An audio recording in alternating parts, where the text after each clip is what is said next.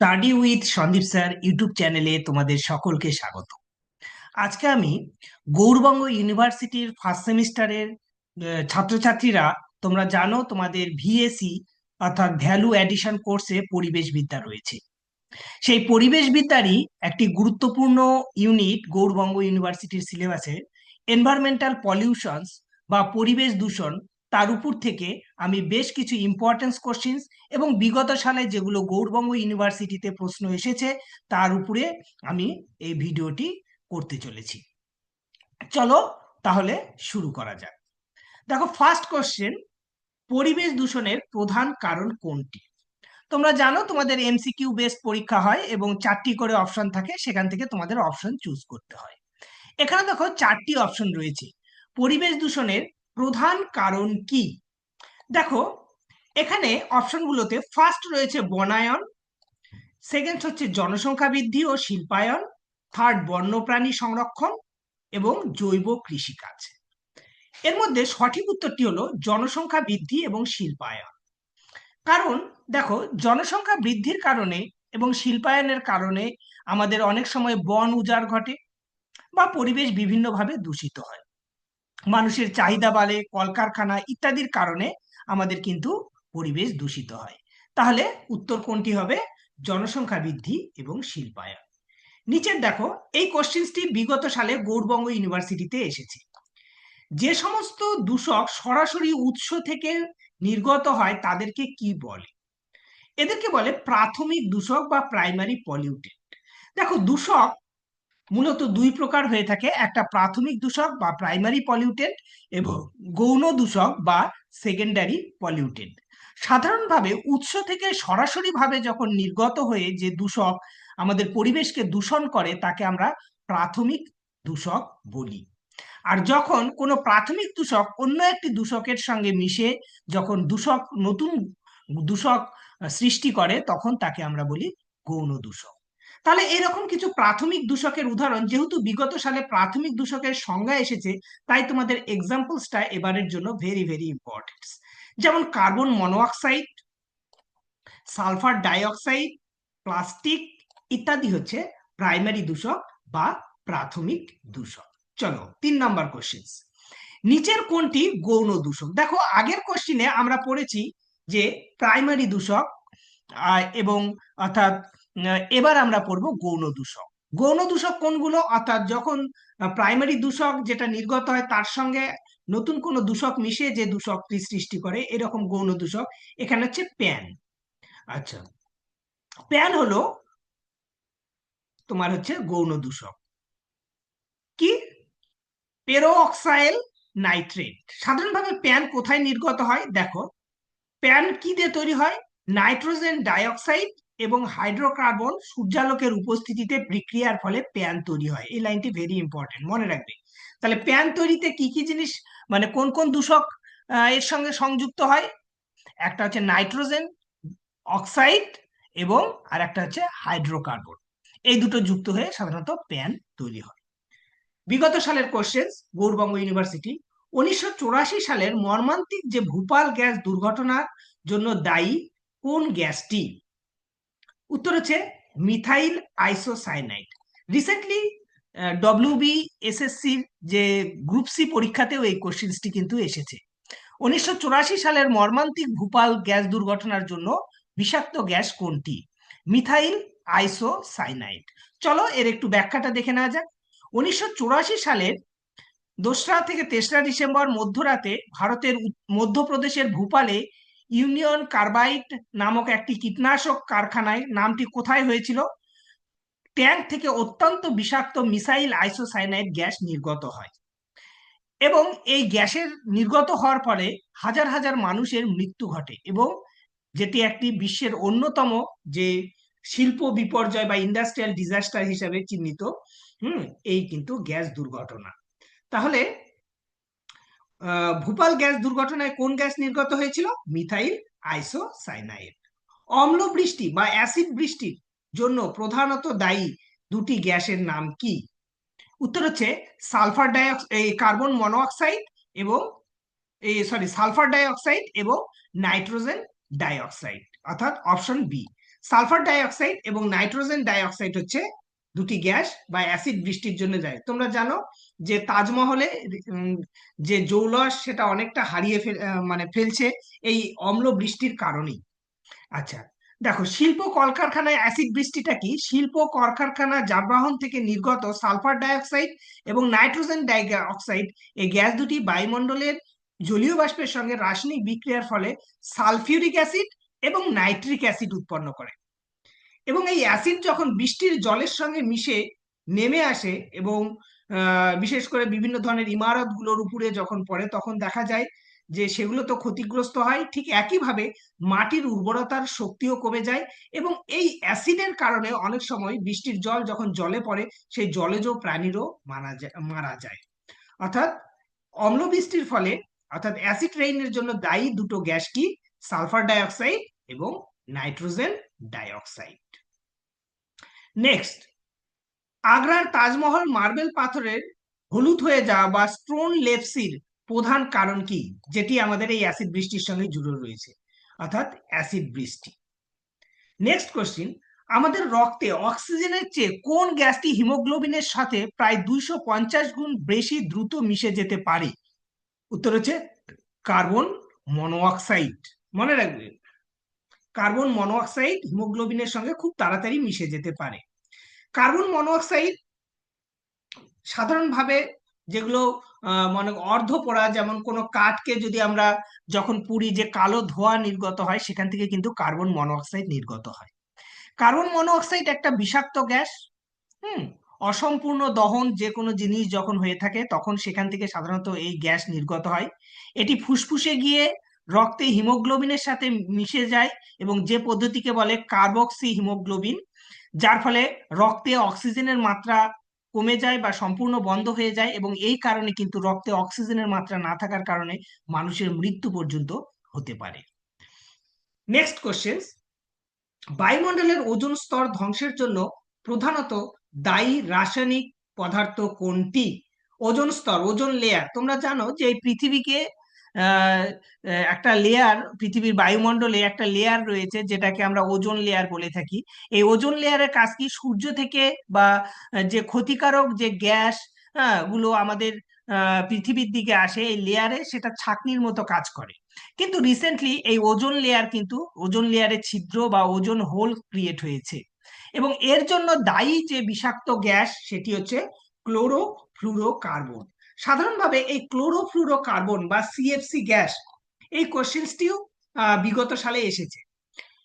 তো এই CFC gas মূলত কোথা থেকে নির্গত হয়? আমাদের বিভিন্ন ধরনের যে এয়ার কন্ডিশন, অর্থাৎ এসি, তারপর রেফ্রিজারেটর, হ্যাঁ, ইত্যাদি থেকে এই সিএফসি গ্যাস নির্গত হয়। এছাড়াও ডিওড্রেন্ট, বডি স্প্রে, এগুলো থেকেও কিন্তু আমাদের এই ধরনের গ্যাস কিন্তু নির্গত হয়। ধোঁয়াশা বা স্মোক শব্দটি কোন দুটি শব্দের সমন্বয়ে গড়ে উঠেছে? স্মোক সাধারণত গঠিত হয় কি দিয়ে?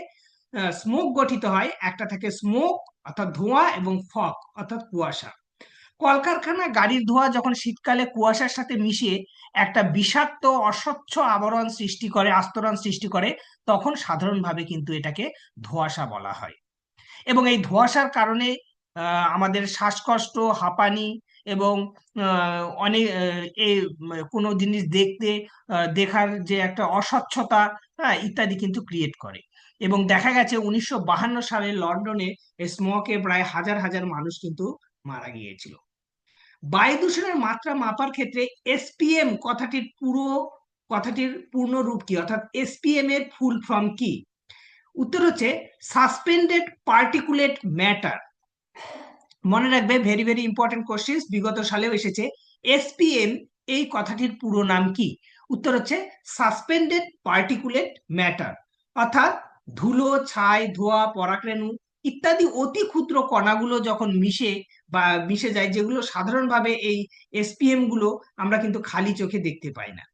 হ্যাঁ, এরা সবসময় বাতাসে, যখন দূষণের মাত্রা বেড়ে যায়, এরা বাতাসে কিন্তু ভাসমান অবস্থায় থাকে, এবং আমাদের শ্বাস গ্রহণের সঙ্গে সঙ্গে অনেক সময় নাকের মধ্য দিয়ে এটা আমাদের ফুসফুসে যায়, এবং ফুসফুসে গিয়ে বিভিন্ন ধরনের রোগ, যেমন ব্রঙ্কাইটিস, ফুসফুস ক্যান্সার ইত্যাদি রোগ কিন্তু আমাদের সৃষ্টি করে। কলকারখানার চিমনি থেকে নির্গত ধোঁয়ার ক্ষতিকারক সূক্ষ্ম কণা দূর করার জন্য কোন যন্ত্র ব্যবহার করা হয়? উত্তর হচ্ছে ইলেকট্রোস্ট্যাটিক প্রেসিমেটার। ইলেকট্রোস্ট্যাটিক প্রেসিমেটারের কাজ কি, যখন কলকারখানা থেকে ধোঁয়া বেরোয় তখন সাধারণভাবে সেই ক্ষতিকারক পদার্থগুলোকে বা ছোট ছোট ক্ষুদ্র এসপিএম গুলোকে আটকে দেওয়া এবং তুলনামূলক কম দূষণ বায়ু বাতাসে ছড়িয়ে দেওয়া এর কাজ। নেক্সট, পানীয় জলে পারদ দূষণের ফলে মানুষের কোন মারাত্মক রোগ হয়? বিগত সালে এসেছে, অর্থাৎ পারদ বা মার্কারি দূষণের ফলে মানুষের কোন রোগ হয়? উত্তর হচ্ছে মিনামাটা। এবং এটি ঘটেছিল, দেখো মিনামাটা রোগের আমরা একটা দৃষ্টান্ত দেখো। 1950 সালে জাপানের মিনামাটা উপসাগরে এক রাসায়নিক কারখানা থেকে প্রচুর পরিমাণে এই পারদ কি হয়, জলে মিশে যায় এবং যার ফলে সেই জল, যখন সেই জলে মাছ যখন সেই জল পান করে এবং সেই মাছকে যখন মানুষ খায় তখন সেই পারদ ধীরে ধীরে মাছ থেকে মানুষের মধ্যে চলে আসে এবং যার ফলে অনেক মানুষের স্নায়ুতন্ত্রে ব্যাঘাত ঘটে, দৃষ্টিশক্তি নষ্ট হয় এবং বিভিন্ন ধরনের এই ধরনের সমস্যাগুলো ফেস করেছিল এই মিনামাটা রোগের কারণে। তাহলে পানীয় জলে বা পারদ যখন মিশে বা যে দূষণের সৃষ্টি করে সেটা হচ্ছে মিনামাটা রোগ। পানীয় জলে অতিরিক্ত আর্সেনিক থাকার কারণে মানব দেহের কোন রোগ হয়? উত্তর হচ্ছে ব্ল্যাক ফুড ডিজিজ। তাহলে দেখো, মার্কারি অর্থাৎ পারদ দূষণের ফলে হয় মিনামাটা এবং আর্সেনিক দূষণের ফলে হয় তোমার হচ্ছে ব্ল্যাক ফুড ডিজিজ। দুটোই গৌড়বঙ্গ ইউনিভার্সিটিতে বিগত সালে এসেছে। আচ্ছা, নেক্সট, ক্যাডমিয়াম দূষণের ফলে মানবদেহের যে যন্ত্রণাদায়ক হাড়ের রোগ হয় তার নাম কি? উত্তর হচ্ছে ইটাই ইটাই বা আউচ আউচ। এইটাও প্রিভিয়াস সালে গৌড়বঙ্গ ইউনিভার্সিটিতে এই কোশ্চেন্সটি এসেছে। আচ্ছা, ক্যাডমিয়াম দূষণের ফলে ক্যাডমিয়াম দূষণের ফলে কি হয়, যে মানুষের হাড় অত্যন্ত দুর্বল হয়ে পড়ে, ভাঙ্গুর হয়ে যায় এবং অস্থিসন্ধিতে প্রচন্ড যন্ত্রণা সৃষ্টি হয় এবং ইটাই ইটাই রোগ কিন্তু এই দূষণের ফলে হয়ে থাকে। পানীয় জলে অতিরিক্ত মাত্রায় নাইট্রেট থাকার ফলে শিশুদের কোন মারাত্মক রোগ হয়? উত্তর হচ্ছে blue baby syndrome. Very very important previous year question. পানীয় জলে অতিরিক্ত মাত্রায় নাইট্রেট থাকার ফলে শিশুদের কোন মারাত্মক রোগ হয়? Blue baby syndrome. এটা এর কি হয়, এই এই রোগ হলে তোমার হচ্ছে রক্তে হিমোগ্লোবিনে যে অক্সিজেন বহন করার ক্ষমতা সেটা নষ্ট করে দেয় এবং মানব শিশুর শরীর নীল বর্ণ ধারণ করে। জলে জৈব দূষণের মাত্রা মাপার জন্য বিওডি এর সম্পূর্ণ নাম কি? Very very important previous year questions. BOD অর্থাৎ বায়োলজিক্যাল অক্সিজেন ডিমান্ড সাধারণভাবে কেন হয়? দেখো, বায়োলজিক্যাল অক্সিজেন ডিমান্ড কোনো জলে কিভাবে হয়। দেখো, জলের মধ্যে থাকা পচনশীল জৈব পদার্থগুলো যখন বিয়োজক ব্যাকটেরিয়া দ্বারা সম্পূর্ণ ভেঙে দেয় তখন কি হয়, সেখানে অক্সিজেনের প্রয়োজন ঘটে। অর্থাৎ বিয়োজক এবং ব্যাকটেরিয়া, জল যখন দূষিত হয় সেখানে বিয়োজক এবং ব্যাকটেরিয়া থাকে এবং তারা যখন সেগুলোকে ভেঙে ফেলে তখন তাদের হচ্ছে প্রচুর পরিমাণে অক্সিজেনের প্রয়োজন হয় এবং তারা তখন সেই জল থেকে অক্সিজেন গ্রহণ করে এবং যার ফলে কি হয়, জলাশয়ে অক্সিজেন যেহেতু ডিমান্ড বেড়ে যায় তাই জলে অক্সিজেনের মাত্রা কমে যায় এবং এর ফলে তোমার হচ্ছে জলে যে অক্সিজেনের মাত্রা কমে যাওয়া সেটাই হচ্ছে বায়োলজিক্যাল অক্সিজেন ডিমান্ড। কৃষি জমি থেকে সার ধুয়ে জলাশয়ে পড়ার ফলে শ্যাওলার অতিরিক্ত বৃদ্ধি পাওয়াকে কি বলে? উত্তর হচ্ছে eutrophication. Very very important, eutrophication. সাধারণভাবে কি হয়, দেখো আমরা কৃষি জমিতে বিভিন্ন ধরনের রাসায়নিক সার ব্যবহার করে থাকি, ইউরিয়া, হ্যাঁ, তারপর হচ্ছে যেটাকে আমরা বলি নাইট্রেট, ফসফেট ইত্যাদি। এগুলো যখন বৃষ্টির জলে ধুয়ে ধুয়ে গিয়ে কোনো জলাশয় তারপরে হচ্ছে পুকুরে ইত্যাদিতে পড়ে বা হ্রদে পড়ে, সেখানে সাধারণভাবে এদের মাত্রাটা বেড়ে যায়, ফলে পুকুরে কচুরিপানা এবং শৈবাল ইত্যাদির ব্যাপক বৃদ্ধি ঘটে এবং যার ফলে কি হয়, সূর্যের আলো জলের নিচে পর্যন্ত পৌঁছতে পারে না। হুম। এবং তোমার হচ্ছে জলে অক্সিজেনের মাত্রা কমে যায় যার ফলে মাছ মারা যায়। এই প্রক্রিয়াকে, এই ঘটনাকে বলা হয়ে থাকে ইউট্রিফিকেশন। পানীয় জলে ফ্লুরাইডের পরিমাণ নির্দিষ্ট মাত্রার চেয়ে বেশি হলে মানবদেহের কোন অংশের সবচেয়ে বেশি ক্ষতি হয়? উত্তর হচ্ছে দাঁত এবং হাড়। সাধারণভাবে মনে রাখবে, জলে ফ্লুরাইডের মাত্রা 1.5 মিলিগ্রাম পার লিটার এর বেশি হলে দাঁত হলদে হয়ে যায়, বাদামি দাগ পড়ে এবং হাড় বেঁকে যায়, মানুষের দুর্বল হয়ে যায়। তবে মনে রাখবে যে জলে খুব সামান্য পরিমাণে ফ্লুরাইড কিন্তু দাঁতের ক্ষয় রোধেও সাহায্য করে। কোন জলে ইকোলাই কলিফর্ম ব্যাকটেরিয়ার উপস্থিতি কি নির্দেশ করে? সাধারণভাবে কোনো জলে যদি ইকোলাই বা ব্যাকটেরিয়া যদি আমরা দেখি, তাহলে আমরা এটা ধরে নিতে হবে যে জলটি মানুষের মলমূত্র দ্বারা দূষিত হয়েছে। কারণ কি, স্তন্যপ্রায়ী প্রাণীর অন্ত্রেই একমাত্র এই ধরনের ব্যাকটেরিয়া পাওয়া যায়। এবং এই জল দূষণ, এই জল যদি দূষণ হয়, তাহলে সেই জল পান করলে কিন্তু বিভিন্নভাবে আমরা বিভিন্ন রোগের দ্বারা আক্রান্ত হয়ে যেতে পারি। ভারতের গঙ্গা দূষণ মুক্ত করার উদ্দেশ্যে প্রথম Ganga action plan, very very important এবারের পরীক্ষার জন্য, কত সালে গৃহীত হয়? 1985 সালে। নেক্সট, খাদ্য শৃঙ্খলের প্রতিটি ধাপে বিষাক্ত রাসায়নিক পদার্থের ঘনত্ব ক্রমশ বৃদ্ধি পাওয়ার ঘটনাকে কি বলে? উত্তর হচ্ছে বায়োম্যাগনিফিকেশনস বা জৈব বিবর্ধন। বায়োম্যাগনিফিকেশনস বা জৈব বিবর্ধন। মনে রাখবে, তোমরা যদি এই পিডিএফটি পেতে চাও, তাহলে আমার এই দেখো পিডিএফ এ দেওয়া হোয়াটসঅ্যাপ নাম্বারের সঙ্গে যোগাযোগ করবে, তাহলে আমি পিডিএফ তোমাদের প্রোভাইড করব। এবং এর ডেসক্রিপশন বক্সে তোমরা দেখবে একটি হোয়াটসঅ্যাপ গ্রুপ রয়েছে, সেই গ্রুপে জয়েন হলে আমি সেখানেও পিডিএফটি শেয়ার করি। নেক্সট হচ্ছে, বায়োম্যাগনিফিকেশনের ফলে কোনো বাস্তুতন্ত্রের সবচেয়ে বেশি ক্ষতিগ্রস্ত হয় কারা? মনে রাখবে, সর্বোচ্চ স্তরের খাদক। কেন?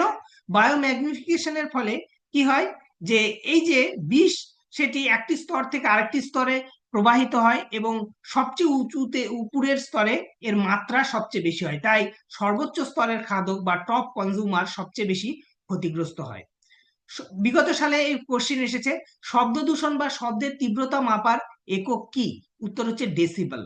মনে রাখবে, শব্দের কম্পাঙ্ক মাপার বা তীক্ষ্ণতা মাপার একক হচ্ছে হার্স। ডেসিবেলটা পরীক্ষায় এসেছে, হার্সটা এবারের জন্য ভেরি ভেরি ইম্পর্টেন্ট।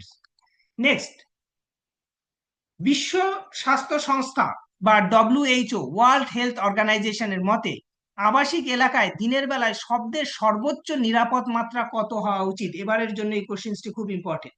উত্তর হচ্ছে, দিনের বেলা অর্থাৎ সকাল 6টা থেকে রাত 10টা পর্যন্ত 55 ডেসিবেল নর্মাল, এবং রাত্রিবেলা 45 ডেসিবেল। এবং 85 ডেসিবেলের বেশি যদি মানুষ একটানা শব্দ শুনে, তাহলে বধিরতা আসতে পারে।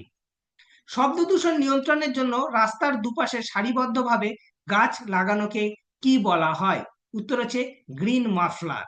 কেন গ্রিন মাফলার? দেখো, শীতকালে যেমন মাফলার আমাদের শীতের হাত থেকে রক্ষা করে, তেমনি এই বড় গাছগুলো কি করে, সারিবদ্ধভাবে থাকলে তাদের পাতা শব্দের তোমার হচ্ছে তরঙ্গকে শোষণ করে, যার ফলে শব্দের মাত্রা কমা যায় এবং লোকালয়ে কিন্তু শব্দের তীব্রতা কমে। মাফলার যেমন ঠান্ডা থেকে আমাদেরকে রক্ষা করে, ঠিক একইভাবে গাছের পাতা কিন্তু আমাদের শব্দের কম্পাঙ্ক রোধ করতে বিশেষভাবে সাহায্য করে। আমি তোমাদের সঙ্গে 25টি ইম্পর্টেন্স কোশ্চেন্স নিয়ে আলোচনা করলাম। নেক্সট ক্লাসে আমি আরো 25টি কোশ্চেন্স নিয়ে আলোচনা করব। তোমরা যদি এই পিডিএফটি পেতে চাও, তাহলে অবশ্যই আমার এই হোয়াটসঅ্যাপ নাম্বারে যোগাযোগ করবে। সেখানে আমি পিডিএফ প্রোভাইড করি। এছাড়াও নোটিফিকেশন অল করে রাখবে এবং চ্যানেলটিকে অবশ্যই সাবস্ক্রাইব করে রাখবে সবার আগে নোটিফিকেশন পাবার জন্য। এবং ডেসক্রিপশন বক্সে দেওয়া হোয়াটসঅ্যাপ নাম্বারে বা হোয়াটসঅ্যাপ গ্রুপে তোমরা অবশ্যই সংযুক্ত থাকবে, যেখানে আমি এই পিডিএফ গুলো শেয়ার করি। ধন্যবাদ সকলকে এতক্ষণ আমার সঙ্গে থাকার জন্য।